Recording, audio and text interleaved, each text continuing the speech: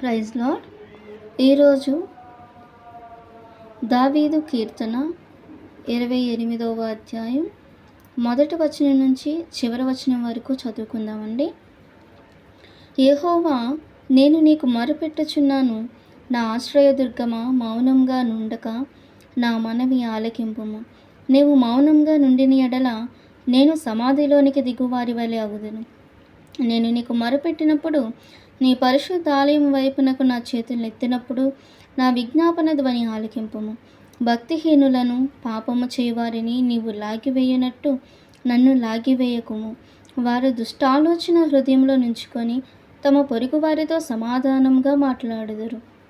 వారి క్రియలను బట్టి, వారి దుష్టక్రియలను బట్టి వారికి ప్రతీకారము చేయము. వారు చేసిన పనిని బట్టి వారికి ప్రతీకారము చేయము. వారికి తగిన ప్రతిఫలమిమ్ము.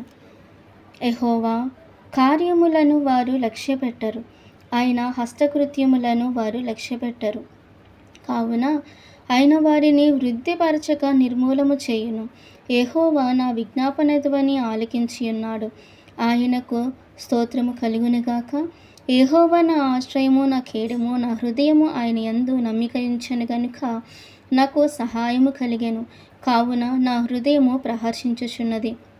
కీర్తనలతో నేను ఆయనను స్తుతించుచున్నాను. యెహోవా తన జనులకు ఆశ్రయము, ఆయన తన అభిషిక్తునికి రక్షణ దుర్గము.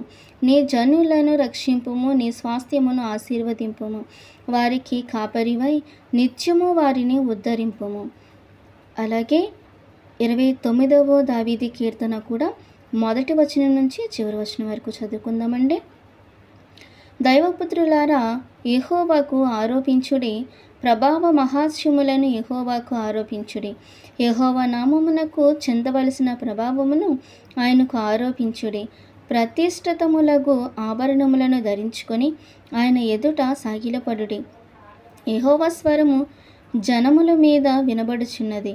మహిమగల దేవుడు ఉరుము వలె గర్జించుచున్నాడు. మహాజలముల మీద యెహోవా సంచరించుచున్నాడు. యెహోవా స్వరము బలమైనది, యెహోవా స్వరము ప్రభావము గలది. యెహోవా స్వరము దేవదారు వృక్షములను విరచెను. యెహోవా లెబానోను దేవదారు వృక్షములను ముక్కలుగా విరచెను. దూడవలే అవి గంతులు వేయునట్లు ఆయన చేయును. లెబానోనును సిరియోనును గురిపోతు పిల్లవలే గంతులు వేయునట్లు ఆయన చేయును. యెహోవా స్వరము అగ్నిజ్వాలలను ప్రజ్వెల్ల చేయుచున్నది. యెహోవా స్వరము అరణ్యమును కదిలించును. యెహోవా కాదేశు అరణ్యమును కదిలించును. యెహోవా స్వరము లేళ్లను ఈనజేయును.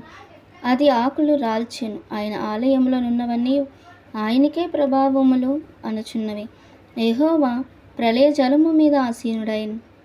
యెహోవా నిత్యము రాజుగా ఆసీనుడై ఉన్నాడు. యెహోవా తన ప్రజలకు బలమును అనుగ్రహించును.